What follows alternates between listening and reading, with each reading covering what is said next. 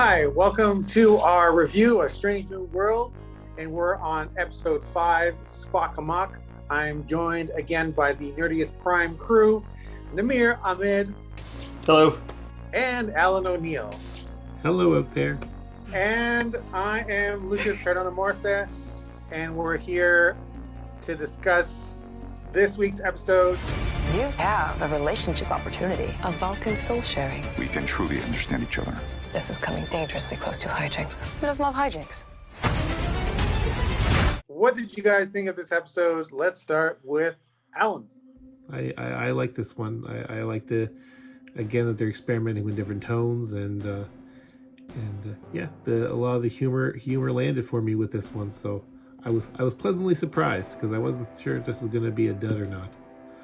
I kind of found it not that great. I thought it was kind of lame.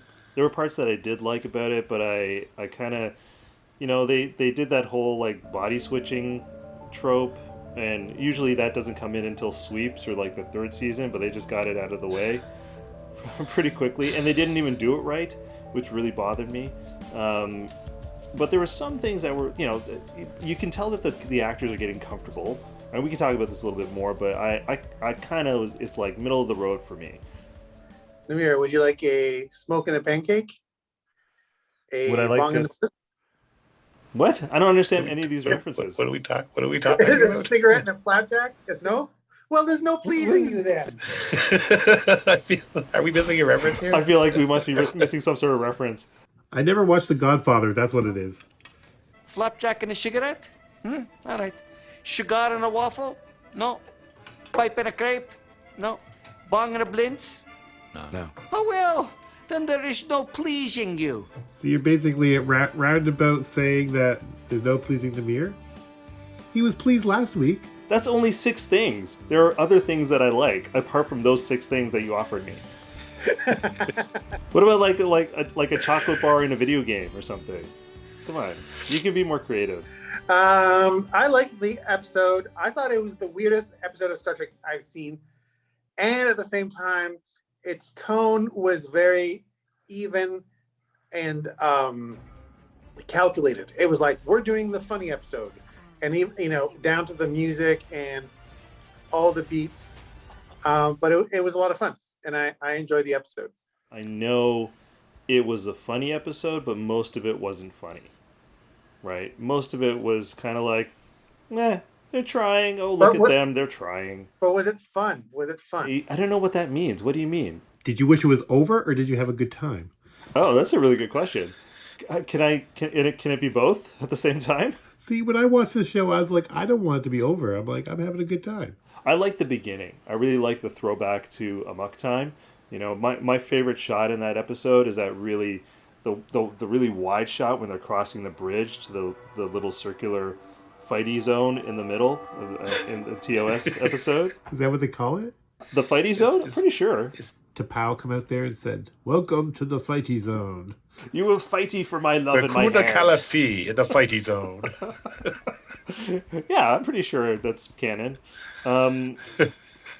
So I like that throwback.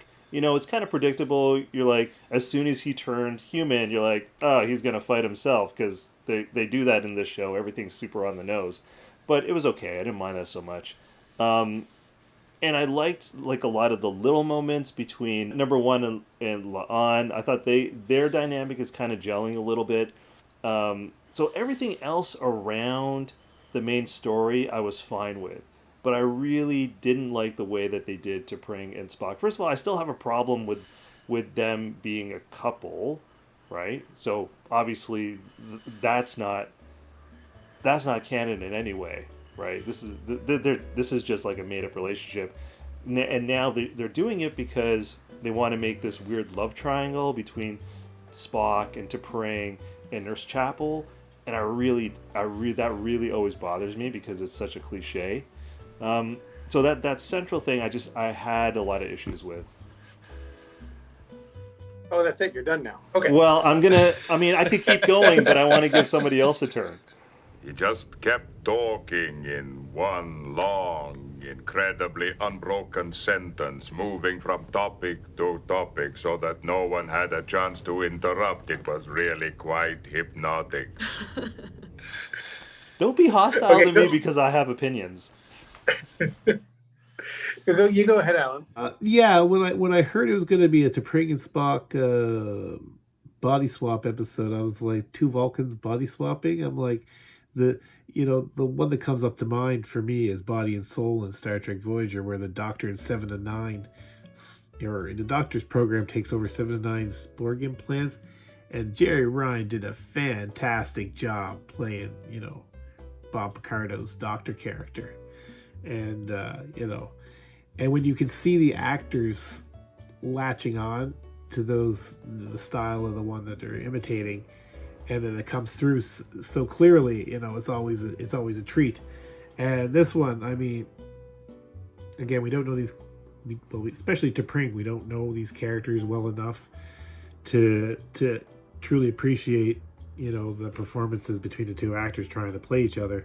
But at the same time, they're also playing, Vulcans, where they don't have a whole lot of range. But I was amused at how they turned that into a joke with Pike when he comes in. They said and T'Pring and Spock's by is like, surely you can tell from our our mannerisms that we have swapped or whatever. And then he's like, yeah, sure. It's like, because he's like, no, if you hadn't told me, I totally wouldn't have realized. And as Anson Mount just played those moments, fantastically, in my opinion. But yeah. So it ended up being kind of fun, and them saying how much they hate hijinks, like. And I like too that because that's a lot. That was one of the problems I have with Star Trek Picard, was like, why didn't Borg Girardi just come out and say, hi, Admiral Picard, it's me, Agnes, as a Borg, and I'm going to help you, rather than have all this song and dance and misdirection, where I thought at first they were going to do that stupid thing. I'm like, why didn't they just tell the captain what's going on? Why wouldn't he believe them? And then they finally said, we might as well tell him. And then they told them. I'm like, I'm glad they got that out of the way, because that was going to be like, they're going to do that trope. But I will say I missed Hemmer in this episode. And, when I thought about it, I guess he's probably involved with the fixing of the ship after the battle. But, I felt he was missed from this episode because I do enjoy him. But, yeah, the Enterprise Bingo stuff, that was fun too. And there was a lot of great... I'm just going to cut you off there because you're just going from subject to subject. So He just kept talking in one long, incredibly unbroken sentence. See, that's what you got to do there, so we can cut it. We can cut people off? I didn't know that. That's what I said. I was like, you got to cut me off because I go jump around. What's the cutoff signal? Is it like a cane that goes and pulls you off screen? I agree with Namir, and I really like how they just the whole homage to the Amok time battle, and how they just basically redid it with the music and the sets, and I love that they kind of unabashedly just kind of redid it and had all that music. They brought back the music. Oh, you mean the music? Do you mean the music from the Cable Guy? Exactly.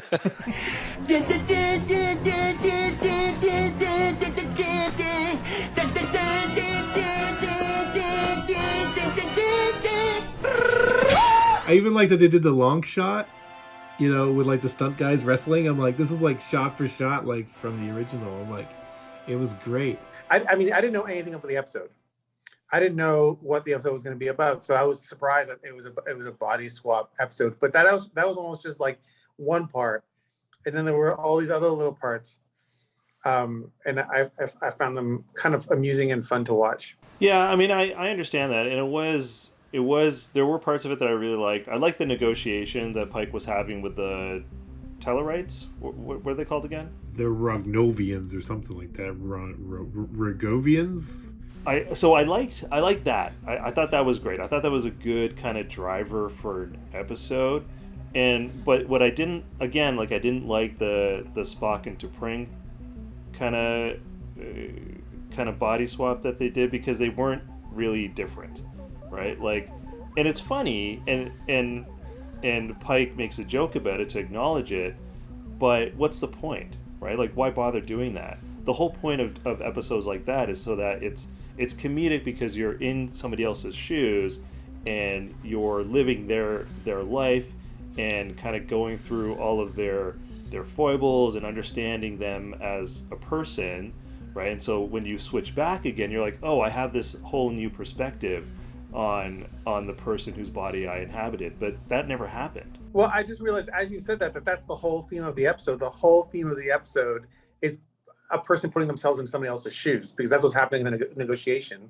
It's all about empathy, and they're putting themselves in the shoes. That's the solution of the whole negotiation, is when Captain Pike puts himself in their shoes and empathizes with them. And it's the same thing with number one and Lahan, where they do the Enterprise Bingo to understand why the junior officers do it. But your central storyline doesn't actually do that, right? They don't come out of that with any other. They don't learn that stuff for themselves. They have sex at the end. That means they understand each other. Wouldn't it be funny if after they had sex and they both, climaxed, they swapped souls again? I know, like Spock didn't even acknowledge the fact that he was in a hot body. He was like, man, I have a sexy lady. They don't make me feel like I'm a woman anymore. Right? My whole point is that he's in somebody else's body, but he's just like, yeah, this is totally fine, completely normal. I'm just going to walk around in T'Pring's body and, not have any sort of reaction to it. And the same thing with T'Pring and Spock's body.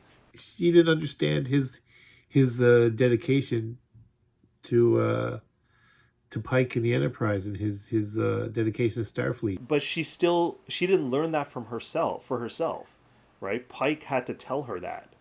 You know what I mean? Like the whole point, so that kind of goes against the whole idea of walking a mile in somebody's shoes, right? It's like you put on their shoes, sit down, and then some bum off the street tells you what makes that person tick, right? You don't learn it for yourself, right? So it was just it didn't seem, to me, what actually would have been better if for whatever reason, T'Pring had to go into those negotiations and she learns, that Spock has a larger role, right? Like Spock is doing this for various reasons because she's actually doing his job for a while, right?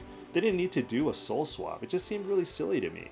So what did you guys think about the other plot line, the Enterprise Bingo? It was fun. It was a cute concept. I like the fact that, again, we had a nice self-contained, like last week with La'an, and trying to come up with a miracle and learn about having faith in the people around you and all that. Like here, we have a little arc with both of them this time that, that they just got to learn how to have fun and not take themselves so seriously.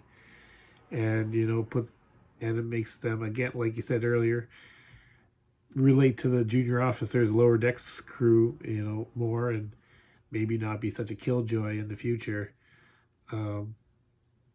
But yeah, I thought that was a nice moment at the end there where they got into that plate and everybody who's made that one signed the piece of the hull. I was like, oh, that's nice. It's like they're coming up with a lot of like nice ideas that make this feel like a home, and that there's life to the ship, and the crew is, the Enterprise feels like a character again. Like they always said, like Enterprise was always kind of like a member of the main cast. And, I think they kind of lost that over the years where you don't feel that connection with the hero ship. But, I get the feeling like with this, I love this Enterprise. I don't know what to say. I mean, He just kept talking. It's a place that I would want to be. So, I like what they've done with it. No one had a chance to interrupt. It was really quite hypnotic. I liked the scene at the end where they're on the hull and the solar ship kind of goes over them. I think that was my favorite part of the entire episode. Like just them standing on the hull, having a moment, and the solar ship flies past them. I thought that was great. I like that they're in this show too, that they've returned to kind of the beauty shots. of things. They take their time to see and show the things that are happening. It's not all whiz bang. That's what I hate about Discovery. Is like they went to the 32nd century and had all these fantastic new designs for spaceships, and you hardly even get to study them because they just kind of like, this show gives you a chance, opportunity to appreciate, the visuals. Okay, my favorite part of the whole Enterprise Bingo is when they were trying all these different like things. Like I don't know what the transporter thing with the chewing gum was. I think they're trying to beam the flavor back into the gum. Really? I don't know. That's what I thought, because they said they were trying to get the spearmint flavor back into the gum. So I assume either they're putting a new piece of gum in her mouth or they're reflavoring it with like spearmint flavor. Let's just address that all this stuff that they're doing for Enterprise Bingo is incredibly dangerous. Yeah, I think my favorite part of that whole thing is when they completed that one of the Enterprise Bingos and they pressed done, and the little pad went. I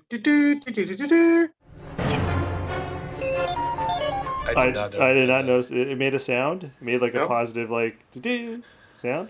Really? It made a sound, and the sound was the Star Trek theme.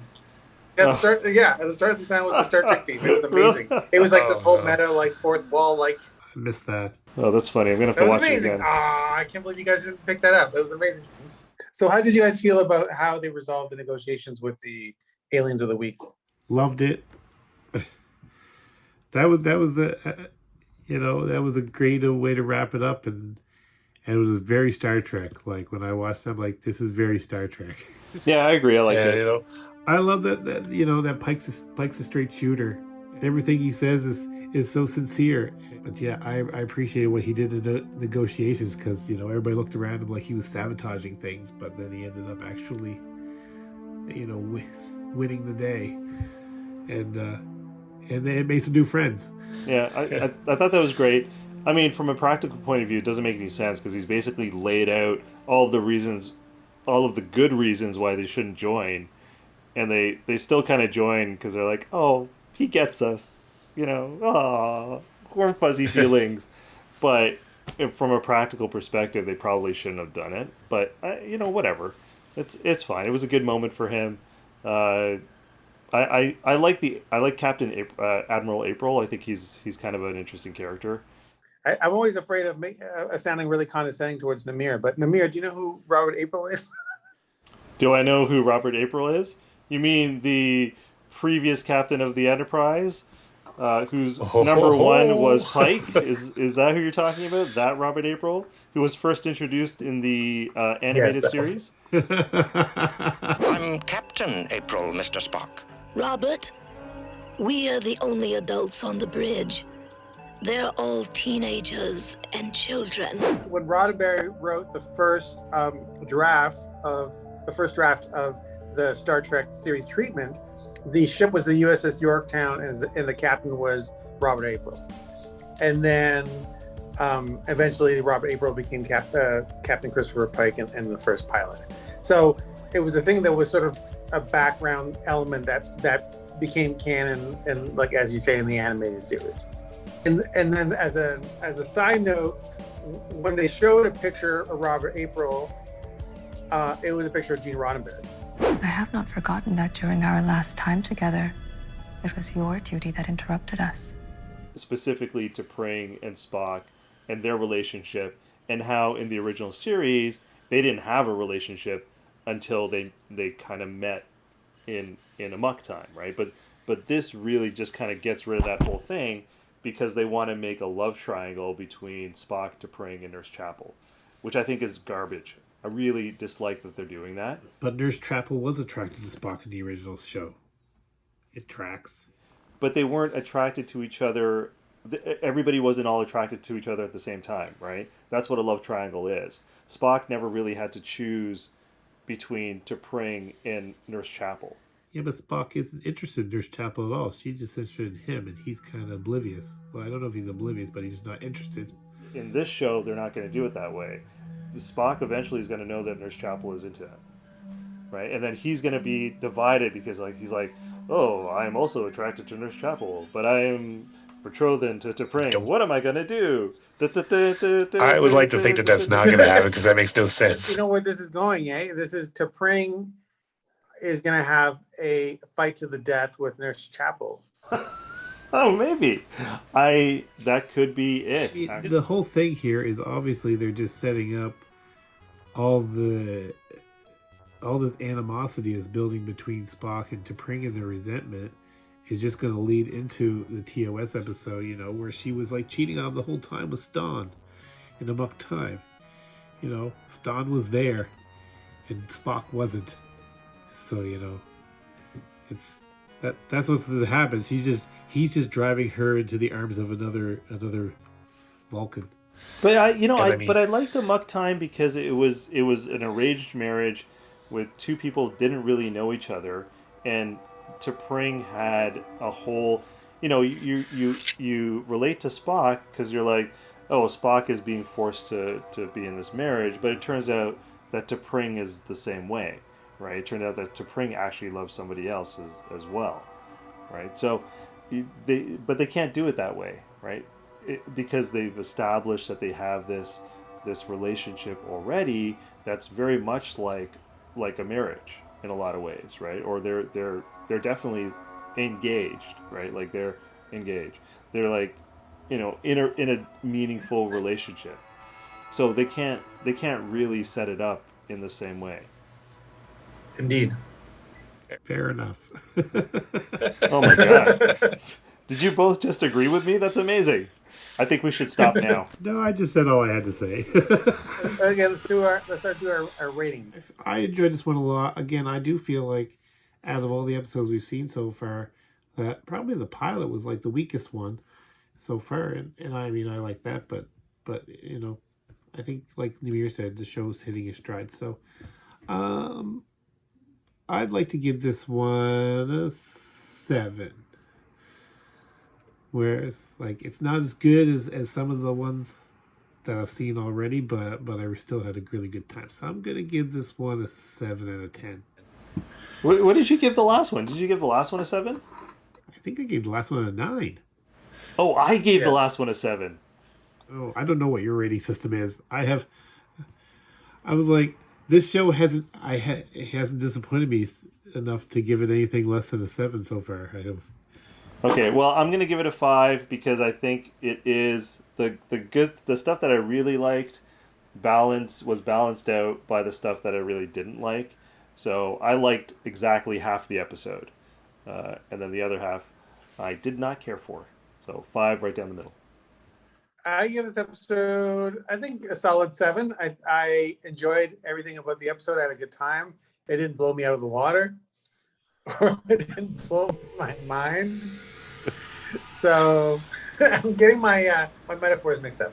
It didn't blow my mind or anything like that. Blow me out of the water is I had a good time. is a thing. That's a phrase. You can say that. No, I don't. No, but what does it mean? I don't. It just means you get blown out of the water. You got torpedoed? I feel like you just thought you made it up. At least you just didn't say, this episode blew me.